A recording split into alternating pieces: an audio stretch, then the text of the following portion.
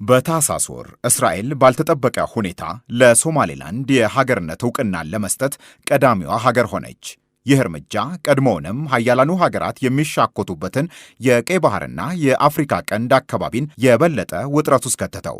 ከጥቅማቸው አንጻር የእስራኤልን እርምጃ በመቃወምና በመደገፍ አሜሪካ፣ ሩሲያ፣ ቱርክ፣ የተባበሩት አረብ ኤምሬትስ፣ ግብፅ፣ ሳውዲ አረቢያና ሌሎችም ሀገሮች በተለያየ ጎራ ተሰለፉ። የተራራቀ ሐሳብ ያላቸው ሀገሮች ሁሉ ቋሚ ወዳጅም ቋሚ ጠላትም የለም በሚለው የዲፕሎማሲ ቋንቋ በአንድ ጎራ ተሰልፈው ታዩ። ከቅርብም ከሩቅም ብዙ ሀገሮች በእውቅናው ዙሪያ መግለጫን እስከ ማውጣት ደርሰዋል። ራሷ የምታዝበትና የምትቆጣጠረው የባህር በር የማግኘት ሐሳብን የግድ መሆኑን ደጋግማ እያነሳች ያለችው የኢትዮጵያ ፍላጎትም መታየትና መሳካት የሚችለው በዚህ ውስብስብ የጥቅም ሽሚያ ውስጥ ነው። ኢትዮጵያ የእስራኤልን የሶማሌላንድ ዕውቅና በተመለከተ ደጋፊም ነቃፊም ሆና እስካሁን አልታየችም። የባህር በር ማግኘቷ አንገብጋቢ የመሆኑ ነገር ግን በተገኘው አጋጣሚ ሁሉ ተደጋግሞ እየተነሳ ነው። ከአፍሪካ ሕብረት ጉባኤ እስከ ቅርብ ጊዜው የቱርኮ ፕሬዝዳንት ረሲፕ ጣይብ ኤርዶዋን ጉብኝት፣ ከዛም በፊት ኢትዮጵያን የጎበኙ የአሜሪካና የሌሎችም ሀገራት ልዑካን ፊት ሁሉ ይኸው ፍላጎት በኢትዮጵያ በኩል ተደጋግሞ ተነስቷል። በሐዋሳ ዩኒቨርሲቲ የፖለቲካል ሳይንስና ዓለም አቀፍ ግንኙነት መምህርና ተመራማሪው ዳያሞ ዳሌ ከእስራኤል ዕውቅና በኋላ በአካባቢው ብዙ ያሰላለፍ ለውጥ እየታየ መሆኑን ያነሳሉ። ዕውቅናውን ያላወገዙ ሀገሮች አሉ። አንዷ ኢትዮጵያ ናት፣ ሌላዋ ኬንያ ናት።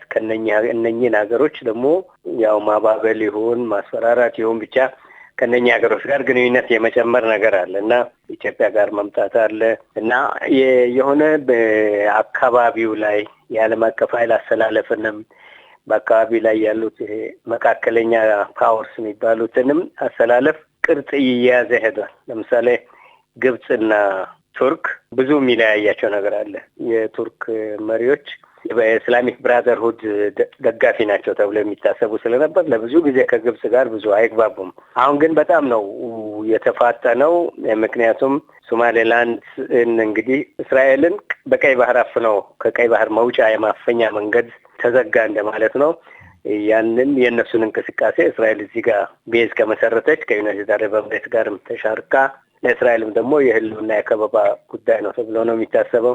ስለዚህ ከዛ በኋላ ያለው እንቅስቃሴ አሁን ከሶማሌላንድ ጉዳይ አልፎ የመካከለኛው ምስራቅና የአፍሪካ ቀንድ ሁኔታን የሚወስን እንቅስቃሴ የኃይል አሰላለፍ ጨምሯል። ከቅርብ ጊዜ ወዲህ የበርካታ ሀገራት መሪዎችና ልዑካን ወደ ኢትዮጵያና ወደ አካባቢውም ሀገሮች የሚያደርጉት ምልልስ ጨምሯል።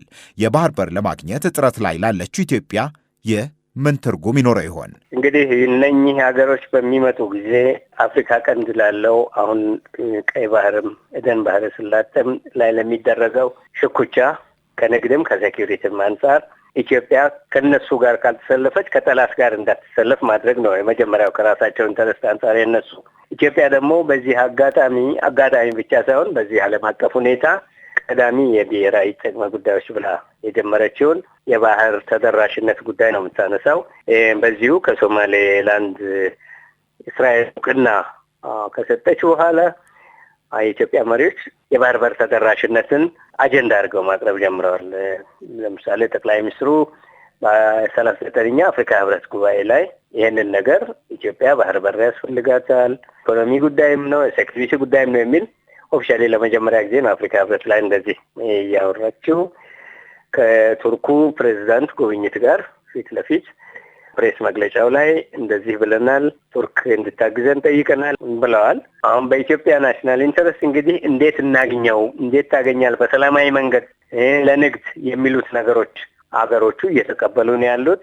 በዛ ጎን ግን ያው አሁን በቀደም ቱርክ እንደምታደርገው አይነት ሉዓላዊነት ቴሪቶሪያል ኢንቴግሪቲ የሚባለው ነገር የኢትዮጵያን የባህር በር ተደራሽነት ለማፈን ነው የሚያገለግለው። ከዛ በታች በሆነ ሁኔታ እንዴት ነው የሚገኘው የሚለው ጥያቄ ካልሆነ በቀር ሁሉም ሀገሮች ኢትዮጵያን ከጎናቸው ለማሰለፍ ካልሆነም በጭቅጭቁ ውስጥ ኢትዮጵያን ገለልተኛ ለማድረግ የኢትዮጵያን የባህር በር ወይም የወደብ ተደራሽነት አትሊስት አስተማማኝ ወደቦች የማግኘት ጉዳይ ለማስተናገድ ዝግጁ የሆኑ ነው የሚመስለው። ከዚህ የኢትዮጵያ የባህር በር የማግኘት ፍላጎት እንደ ሁልጊዜው ሁሉ በተጻራሪ ቆማ የምትታየው ሀገር አሁንም ግብፅ ሆናለች። ግብፅ በህዳሴው ግድብ ያጣችውን አቅም በድጋሚ ኢትዮጵያን ወደ ቀይ ባህር በማስጠጋት የበለጠ እንዳታጣ ስጋት ውስጥ ነች። ይህ የኢትዮጵያ ፍላጎት እንዳይሳካ ለማድረግም እላይታች እያለች ነው። በዙሪያዋ ያሉ ሀገሮችን ከጎኗ ለማሰለፍ ከምታደርገው ጥረት በተጨማሪ በሩቅ ያሉትንም እስከ ማስተባበር ብዙ እየደከመች ነው። ለመሆኑ የኢትዮጵያ ፍላጎትና የግብፅ ጥረት እስካሁን ባለው ነገሩ ወዴት ያዘነበለ ይመስላል? ባለሙያውን አቶ ዳያሞን ጠይቀናቸዋል። ይህን አጀንዳ ምርር አድርጎ ፊት ለፊት በመቃወም ላይ ያለው ያው ግብጽ ነው። ኦፊሻሊ በየቀኑ አጀንዳቸው እነሱ ደግሞ የቀይ ባህር አስተዳደር ገቨርናንስ ከአዋሳኝ ሀገሮች ውጪ መሆን የለበትም ያ የሚል መግለጫ በየቀኑ ይወጣል። ያ መግለጫ መቼም ለኢትዮጵያ እንጂ ሌላ አዋሳኝ ያልሆኑ ማዕት ሀገሮች ቀይ ባህር እንደሚያሽከረክሩ እንደሚዞሩ ይታወቃል። አሜሪካ እንደ ልብ ነው። አውሮፓ ራሱ የአውሮፓ ዩኒየን ኮማንድ አለው። ግን ኢትዮጵያ እንዳትወጣ የሚደረግ ነው። ስለዚህ እንግዲህ ኢትዮጵያ በዚህ ውጥረት መሀል ነው ተደራሽነቷን ለማረጋገጥ ነው ከሚመጡ ሀገሮች ጋር የምታነሳው እንደ ብሔራዊ አጀንዳ እያነሳች ያለችው። አመቺ ሁኔታም ያለ ነው የሚመስለኝ በእኔ እይታ።